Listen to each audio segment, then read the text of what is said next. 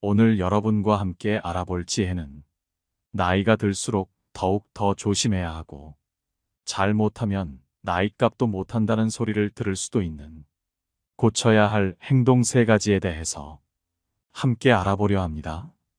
오늘은 사연과 지혜가 함께 있습니다. 이 사연들과 지혜가 도움이 되기를 바랍니다. 우리나라에서 자주 쓰는 말 중에 나이값도 못한다는 말이 있습니다. 예전에는 나이값을 못해도 그저 나이가 차서 어른이 되면 어른이라는 이유 하나로 존대하고 존중하는 문화였지만 지금은 나이값을 못한다면 젊은 사람들한테 찬밥 신세가 되는 경우가 있습니다. 물론 어른이라면 기본적인 존중을 받아야 하고 젊은이들에게 나이는 존중받아야겠지만 이런 행동까지 존중받는 것은 어려울 것 같습니다. 요새 나이가 들면 어떤가요?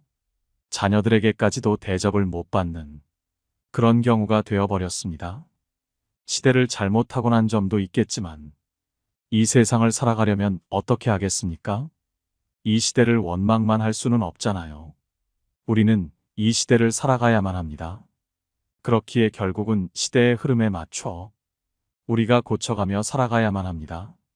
예전의 어른들에게 예의를 지켜가며 살아왔던 우리에게는 안타까운 일이지만 이제는 나이가 많다고 무조건 대접받지 못합니다. 젊은이들에게도 나이값을 해야 하는 것이 우리의 현실입니다. 옛날처럼 어른들이라고 무조건 존중해주고 대접해주는 세상이 아니니까요. 지난주에 제 선배하고 제 친구하고 어떤 일 때문에 말다툼을 크게 하였습니다. 올해부터 한 7명 정도의 인원이 모임을 하는데 제 친구가 회장이고 그 선배는 직전 회장입니다. 회칙 개정 문제로 토의를 하였고 회원 7명 중에 6명이 찬성하여 결국 회칙을 개정하기로 하였는데 그 선배만 끝까지 고집부리며 반대를 하였습니다. 받아들이지 않으면 모임을 해체하는 게 좋겠다며 큰 소리로 역정을 내는데 거기에서 큰 싸움이 벌어진 것이죠. 나이 들면 고집이 더 세진다고 하지만 자기 고집을 너무 내세우는 건 안 좋아 보입니다. 나이 들면 그냥 받아들일 것은 담담하게 받아들이는 것이 오히려 품격 있게 보이는 것입니다. 우라고 차츰 나이가 먹어갈수록 이런 일이 비일비재해집니다. 여러분도 공감하시지 않나요? 이런 일을 겪고 나면 나이값 좀 했으면 좋겠는데 라는 생각을 하게 됩니다. 우리 주변에서 이런 일을 접하면서 과연 노인의 품격은 무엇인가라는 그런 생각을 자주 해보게 됩니다.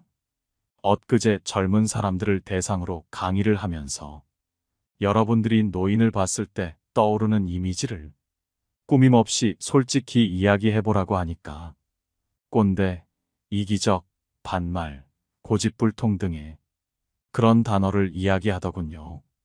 그리고 대부분 나이 먹은 사람들에게 경험했던 안 좋은 사례를 이야기하였습니다.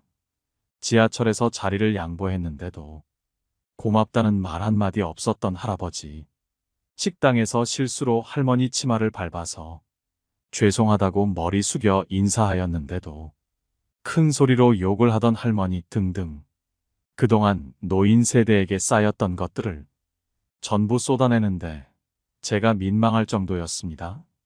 물론 젊은 사람들도 노인을 대하는데 문제가 있는 면도 저는 있다고 생각합니다. 요즘은 노인을 비하하는 신조어까지 생겼다고 합니다.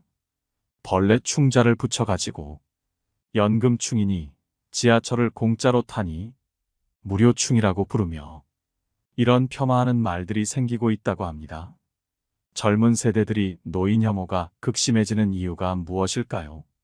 일부에서는 젊은 세대가 노인들과 일자리 경쟁을 해야 한다는 불안감과 고령화 사회가 가속될수록 자기들이 낸 세금으로 노인을 부양해야 한다는 중압감 때문이라고 그렇게 말하는 사람들도 있습니다. 그런데 이것은 극히 일부이고 대부분의 이유는 일상생활에서 겪는 노인들이 상식 밖의 행동과 막무가내식 태도가 노인을 공경의 대상이 아닌 혐오의 대상으로 보는 것 같습니다. 지하철에서 새치기하여 사람들을 밀치고 들어가는 노인도 있고, 자리를 비켜주지 않으면 욕설을 하는 노인들도 있습니다.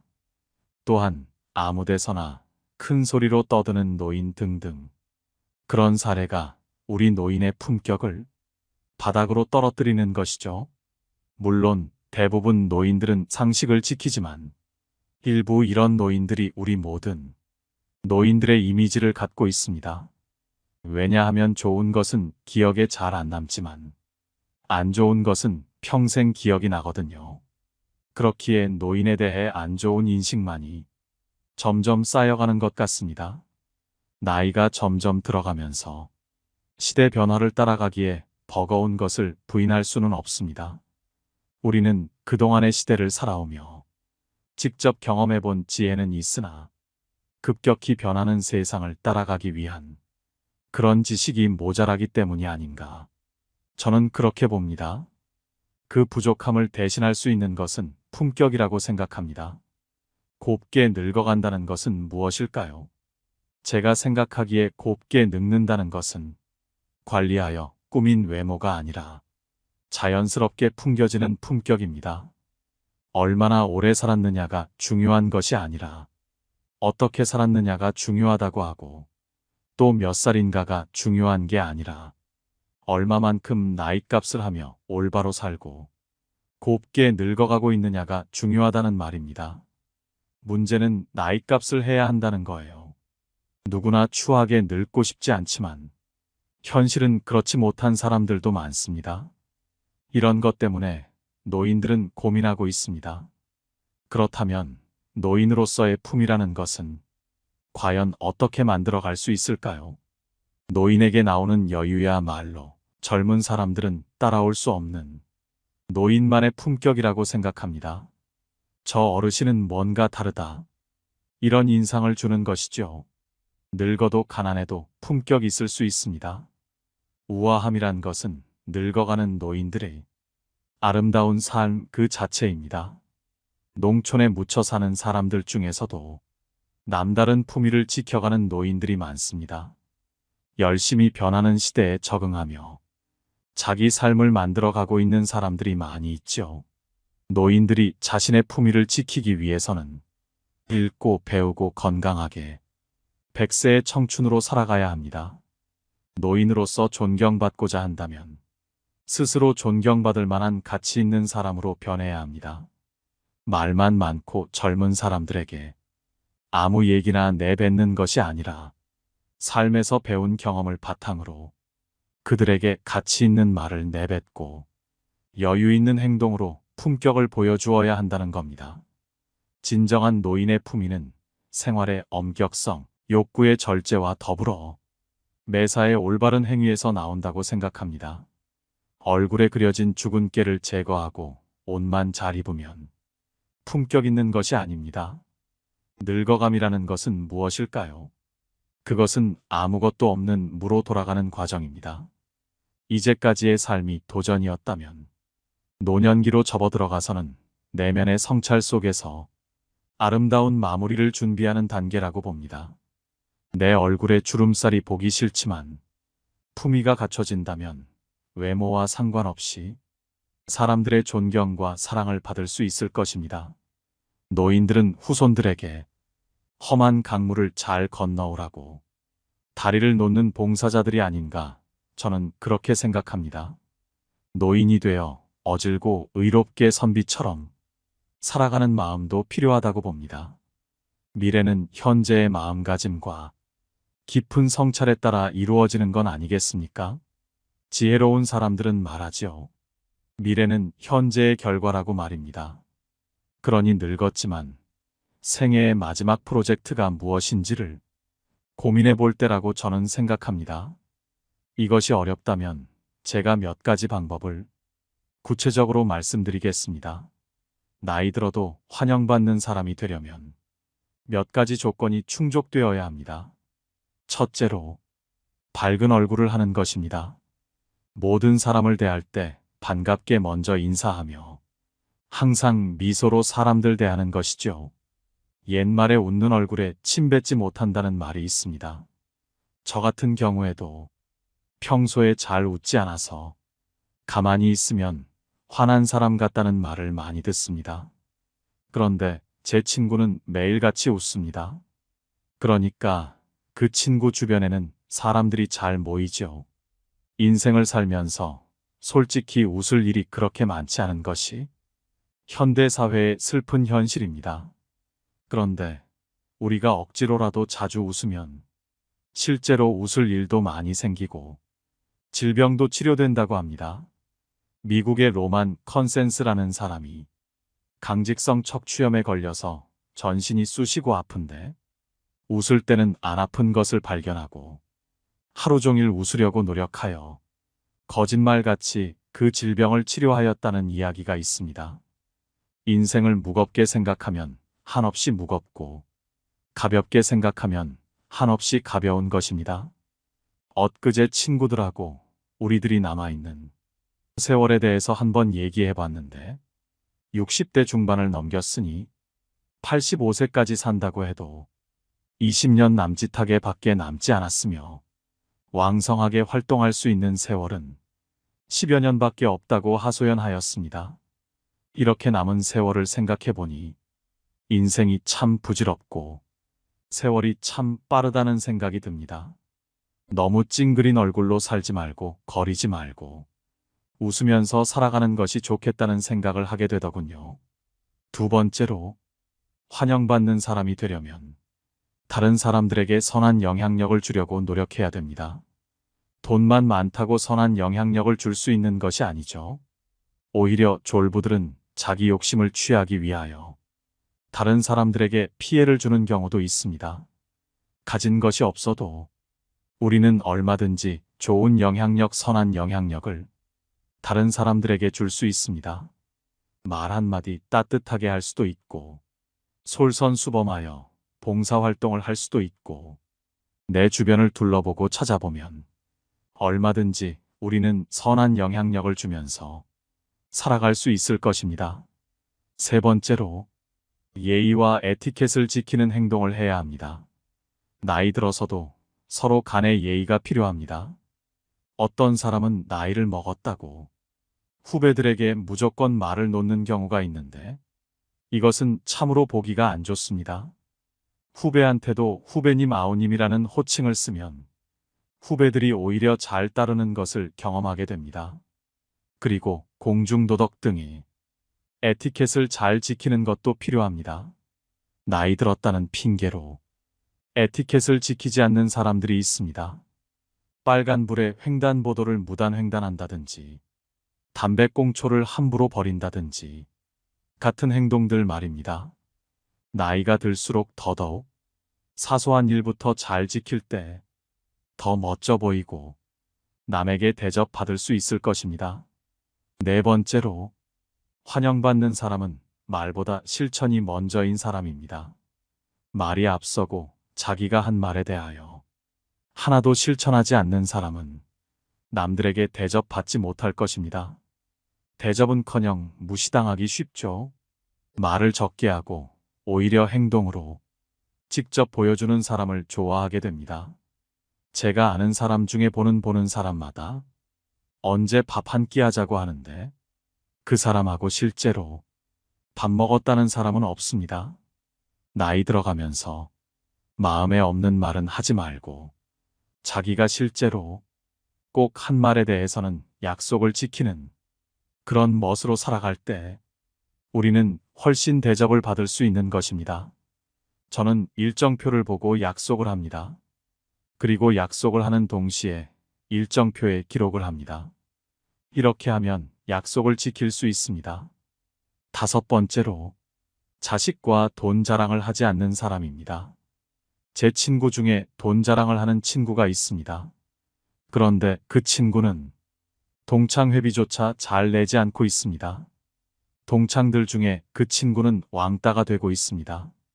그리고 한 친구는 자리에 앉기만 하면 자기 자식 자랑을 그렇게 합니다. 자식이 잘못되어 속을 썩고 있는 친구 앞에서까지 자기 자식 자랑질을 하고 있으니 얼마나 꼴불견이 아니겠습니까? 결코 하지 마시기를 바랍니다. 6번째로, 다른 사람에게 관심을 갖는 것입니다. 특히 어려움에 처해 있는 사람들에게 관심을 가져주는 것입니다. 아들러는 주변 사람들에게 관심을 갖지 않는 사람은 살아가면서 인간관계를 실패하는 경우가 많다 했습니다. 작가가 사람을 좋아하지 않으면 독자들도 그 작품을 좋아하지 않는다는 그런 이야기도 있습니다. 우리는 인생을 살면서 주변 사람들에게 따뜻한 관심을 가지면서 따뜻한 마음으로 사는 게 필요합니다. 이렇게 하여 우리 모두 나이 들어도 환영받는 사람이 될 수 있습니다. 여러분이 이런 식으로 인생을 살면 가을 은행잎이 예쁜 색으로 노랗게 물들어서 떨어져도 사람들이 주워가듯 아름답게 살아가는 것입니다. 봄에는 땅에서 새싹이 돋고 벚꽃과 개나리도 핍니다. 이제 여름이 지나면서 새싹들도 무성하게 자라다가 가을이 되면 단풍이 들고 결국에는 모두 떨어지게 됩니다. 우리는 봄에 세상을 예쁘다고 하고 가을의 가랑잎은 쓸쓸하다고 외로워도 합니다. 그런데 반드시 그렇게만 안 가요. 절대로 그런 게 아닙니다. 봄의 꽃 또한 예쁘고 날 좋은 가을에 잘 물든 단풍도 너무너무 곱고 아름답습니다. 봄에 꽃놀이도 많이 가지만 가을에 단풍놀이도 많이 갑니다.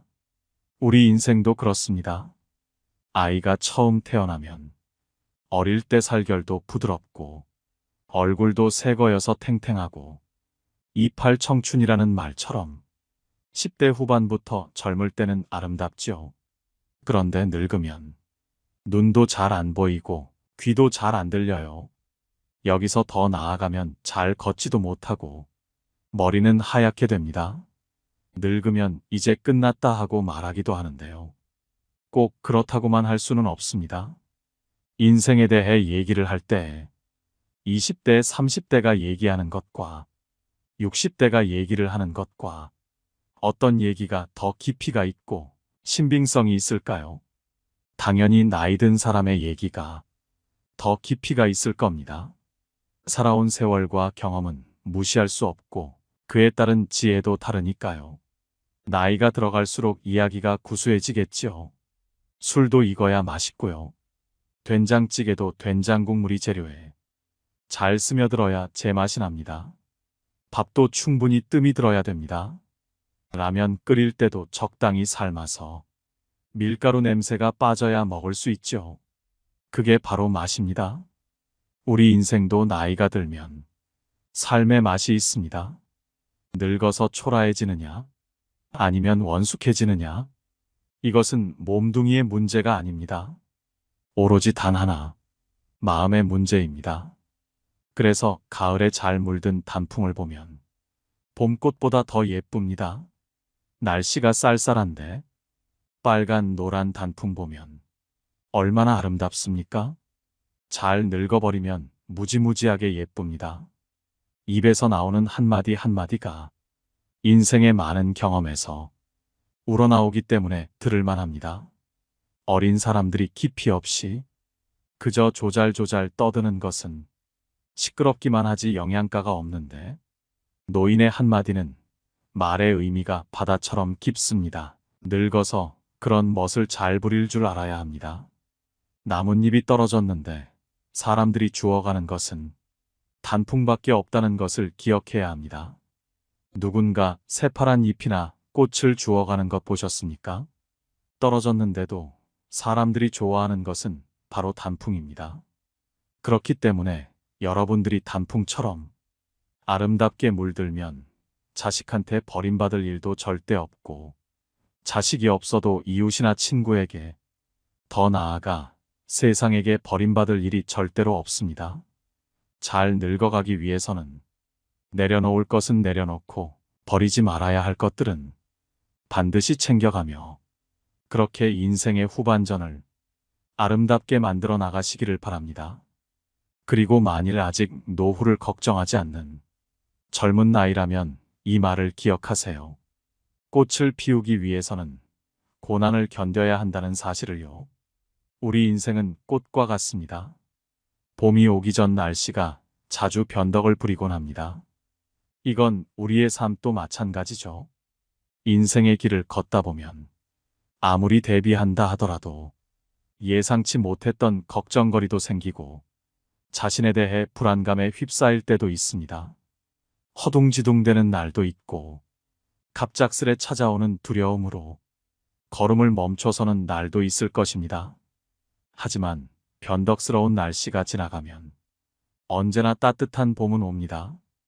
이처럼 스스로 특별한 집착을 갖지 않고 자연의 이치를 거스르지 않는 한 우리에게 찾아오는 어려움은 우리가 인내하고 극복한 끝에 새롭게 찾아올 봄을 알리는 전령임을 알아야 합니다.